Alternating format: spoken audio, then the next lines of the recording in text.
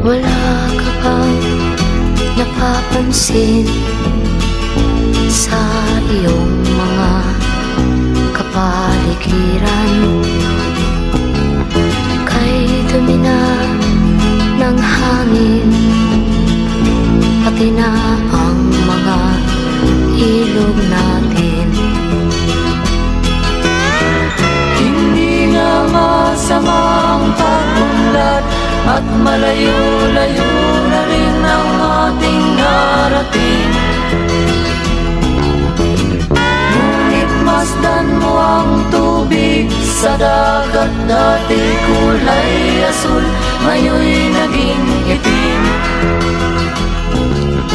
Ang mga duming ating ikinalat sa hangin, sa langit, huwag na nating paabutin.